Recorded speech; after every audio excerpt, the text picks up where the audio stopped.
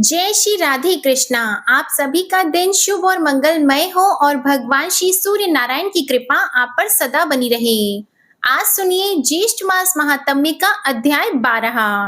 आज के अध्याय में आप जानेंगे भगवान सूर्य के परिवार का वर्णन। देवर्षि नारद सांब को सूर्य नारायण के महात्म्य को बताते हुए आगे कहते हैं, संपूर्ण जगत के मूल भगवान आदित्य ही हैं। इंद्र आदि देवता इन्हीं से उत्पन्न हुए हैं। देवताओं तथा जगत का संपूर्ण तेज इन्हीं का है। अग्नि में दी गई आहुति सूर्य नारायण को ही प्राप्त होती है, इसलिए आदित्य से ही वृष्टि उत्पन्न होती है। वर्षा से अन्न उत्पन्न होता है तथा अन्न से प्रजा का पालन होता है। ध्यान करने वाले लोगों के लिए ध्यान रूप और मोक्ष प्राप्त करने की इच्छा से आराधना करने वाले लोगों के लिए ये मोक्ष स्वरूप हैं। क्षण, मुहूर्त, दिन, पक्ष, मास, ऋतु, अयन, संवत्सर तथा युग की कल्पना सूर्य नारायण के बिना संभव नहीं है। काल नियम के बिना अग्निहोत्र आदि कर्म नहीं हो सकते। ऋतु विभाग के बिना पुष्प, फल तथा मूल की उत्पत्ति संभव नहीं है।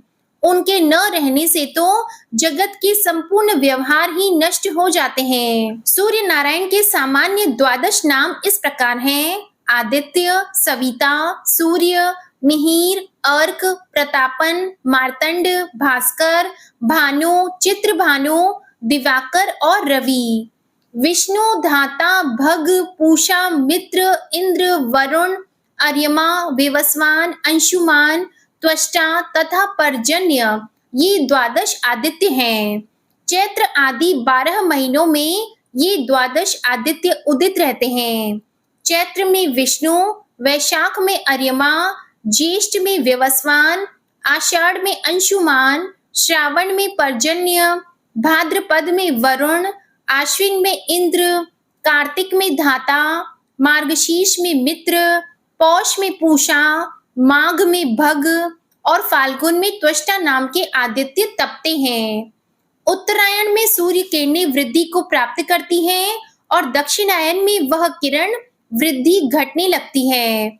इस प्रकार सूर्य की किरणें लोक उपकार में प्रवृत्त रहती हैं। जैसे स्फटिक में विभिन्न रंगों के प्रविष्ट होने से वह अनेक वर्ण का दिखाई देता है, जैसे एक ही मेघ आकाश में अनेक रूपों का हो जाता है, तथा गुण विशेष से जैसे आकाश से गिरा हुआ जल भूमि के रस वैशिष्ट से अनेक स्वाद और गुण वाला हो जाता है, जिस प्रकार एक ही अग्नि ईंधन भेद के कारण अनेक रूपों में विभक्त हो जाती है, उसी प्रकार एक सूर्य नारायण ही ब्रह्मा, विष्णु तथा शिव आदि अनेक रूप धारण करते हैं, इसलिए इनकी ही भक्ति करनी चाहिए।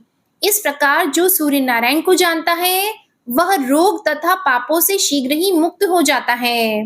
पापी पुरुष की सूर्य नारायण के प्रति भक्ति नहीं होती, इसलिए साम तुम सूर्य नारायण की आराधना करो, जिससे तुम इस भयंकर व्याधि से मुक्त होकर सभी कामनाओं को प्राप्त कर लोगे। अब जानिए भगवान सूर्य के परिवार का वर्णन। सुमंतु मुनि बोले, राजन, सांब ने नारद जी से पुनः कहा, महामुने, आपने भगवान सूर्य नारायण के अत्यंत आनंदप्रद महात्म्य का वर्णन किया, जिससे मेरे हृदय में उनके प्रति दृढ़ भक्ति उत्पन्न हो गई।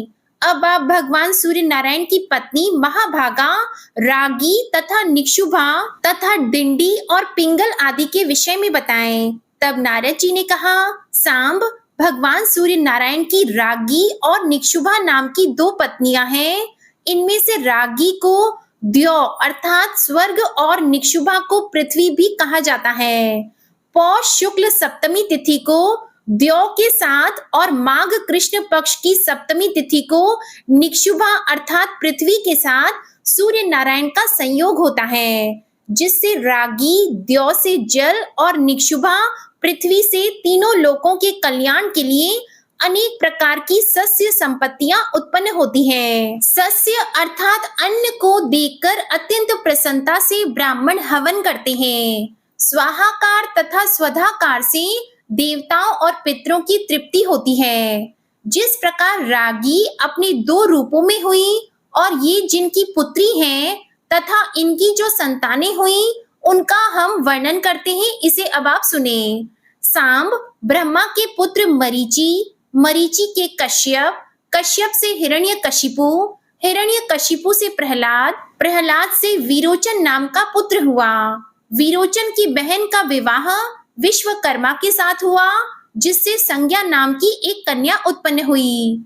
मरीचि की सुरूपा नाम की कन्या का विवाह अंगिरा ऋषि से हुआ, जिससे बृहस्पति उत्पन्न हुए। बृहस्पति की ब्रह्मवादिनी बहन ने 8वें प्रभास नामक वसु से पाणी ग्रहण किया, जिसका पुत्र विश्वकर्मा समस्त शिल्पों को जानने वाला हुआ। उन्हीं का नाम त्वष्टा भी है, जो देवताओं के बड़ई हुए। इन्हीं की कन्या संज्ञा को रागी कहा जाता है। इन्हीं को द्यौ, त्वाष्ट्री, प्रभा तथा सुरेणु भी कहते हैं। इन्हीं संज्ञा की छाया का नाम निक्षुभा है। सूर्य भगवान की संज्ञा नामक पत्नी बड़ी ही रूपवती और पतिव्रता थी, किंतु भगवान सूर्य नारायण मानव रूप में उसके समीप नहीं जाते थे और अत्यधिक तेज से परिव्याप्त होने के कारण सूर्य नारायण का वह स्वरूप सुंदर मालूम नहीं होता था। अतः वह संज्ञा को भी अच्छा नहीं लगता था। संज्ञा से 3 संतानें उत्पन्न हुई, किंतु सूर्य नारायण के तेज से व्याकुल होकर वह अपने पिता के घर चली गई और हजारों वर्षों तक वहां रही। जब पिता ने संज्ञा से पति के घर जाने के लिए अनेक बार कहा, तब वह उत्तर कुरु देश को चली गई। वहां वह अश्विनी का रूप धारण करके तृण आदि चढ़ती हुई समय बिताने लगी।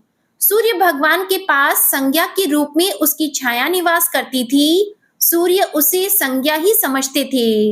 इससे 2 पुत्र हुए और एक कन्या हुई। श्रुतश्रवा तथा श्रुतकर्मा ये 2 पुत्र और अत्यंत सुंदर तप्ती नाम की कन्या छाया की संतानें हैं। श्रुतश्रवा तो सावर्णी मनु के नाम से प्रसिद्ध होगा और श्रुतकर्मा ने शनैश्चर नाम से प्रसिद्धि प्राप्त की। संज्ञा जिस प्रकार से अपनी संतानों से स्नेह करती थी, वैसा स्नेह छाया ने नहीं किया।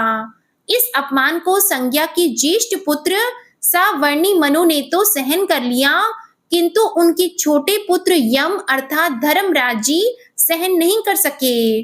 छाया ने जब बहुत ही क्लेश देना शुरू किया, तब क्रोध में आकर बालपन तथा भावी प्रबलता के कारण उन्होंने अपनी विमाता छाया की भर्त्सना की और उसे मारने के लिए अपना पैर उठाया।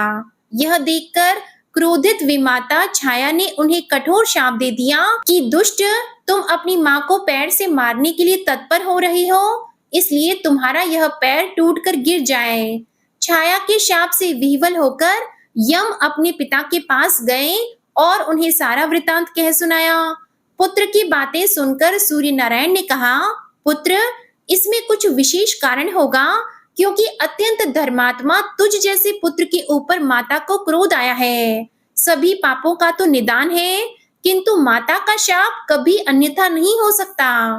पर मैं तुम्हारे ऊपर अधिक स्नेह के कारण एक उपाय कहता हूँ। यदि तुम्हारे पैर के मांस को लेकर कृमि भूमि पर चले जाएं, तो इससे माता का शाप भी सत्य होगा और तुम्हारे पैर की रक्षा भी हो जाएगी।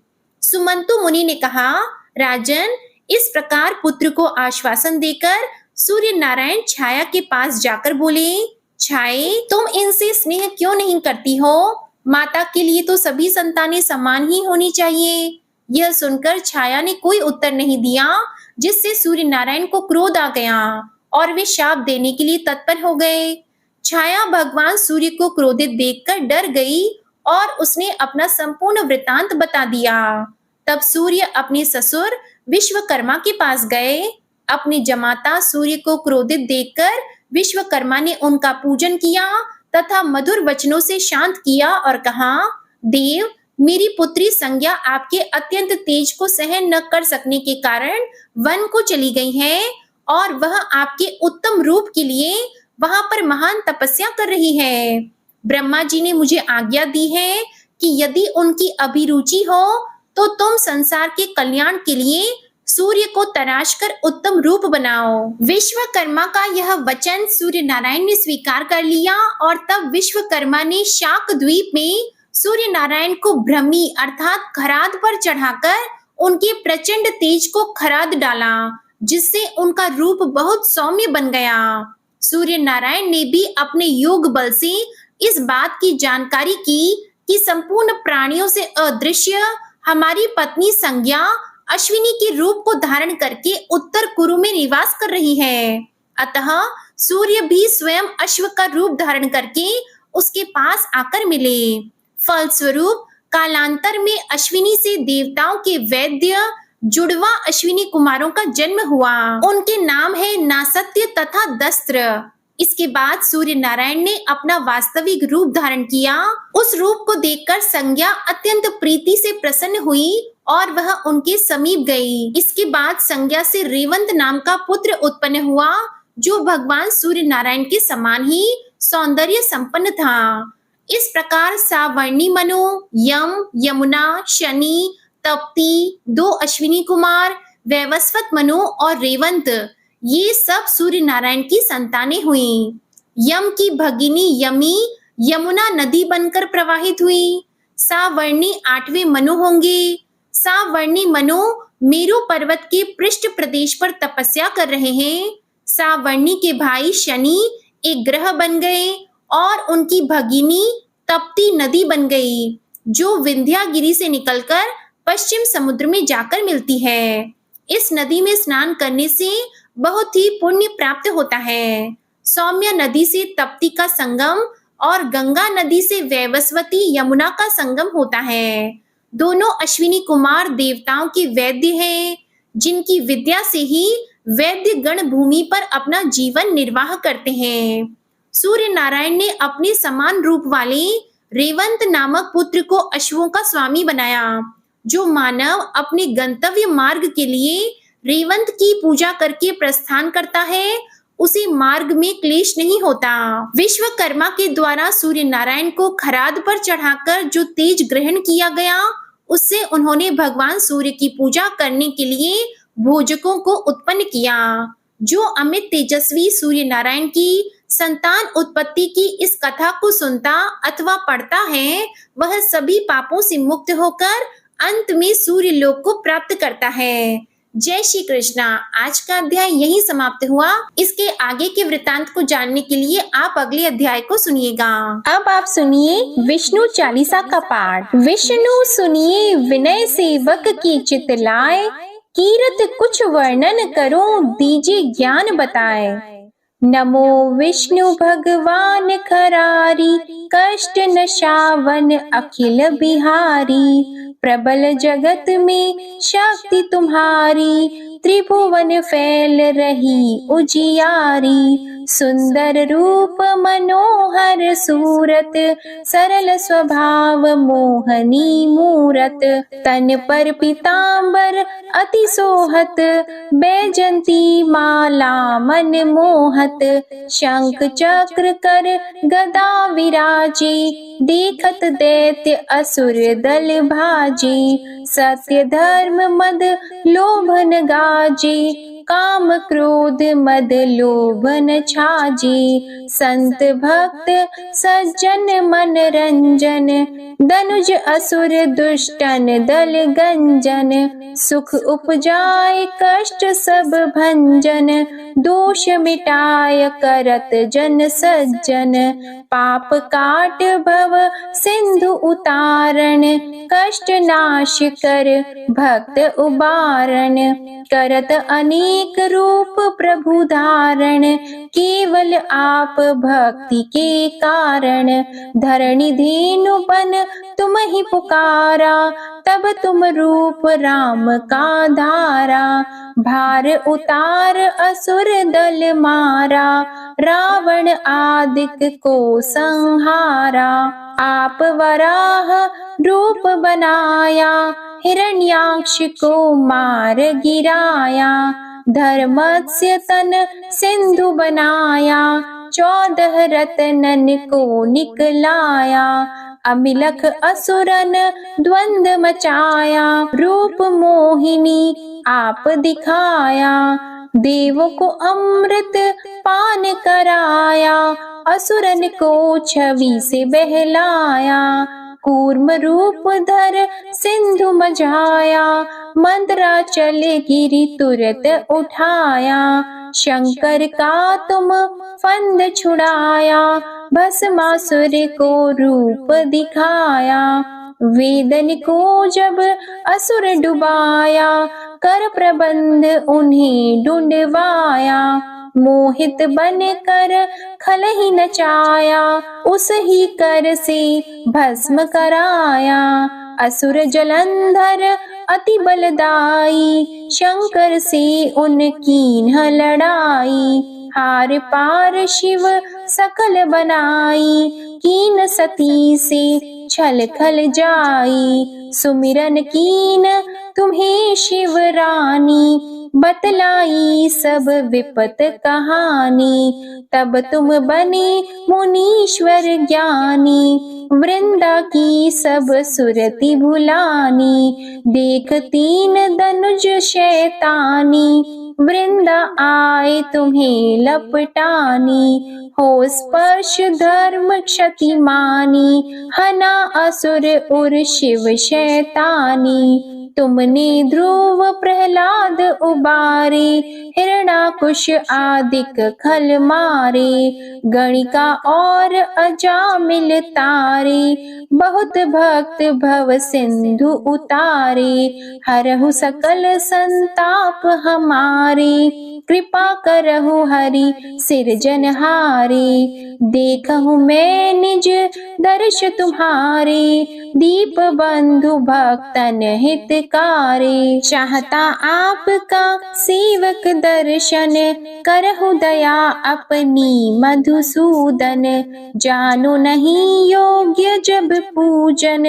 होय यज्ञ स्तुति अनुमोदन, शील दया संतोष सुलक्षण, विदित नहीं व्रत बोध विलक्षण, करहु आपका किस विधि पूजन, कुमति विलोक होत दुख भीषण, करहु प्रणाम कौन विधि सुमिरन, कौन भांति मैं करहु समर्पण, सुर मुनि करत सदा सेवकाई, हर्षित रहत परम गति पाई, दीन दुखिन पर सदा सहाई, निज जन जान लेव अपनाई, पाप दोष संताप नशाओ, भव बंधन से मुक्त कराओ, सुत संपत्ति दे सुख उपजाओ, निज चरणन का दास बनाओ, निगम सदा ये विनय सुनावे,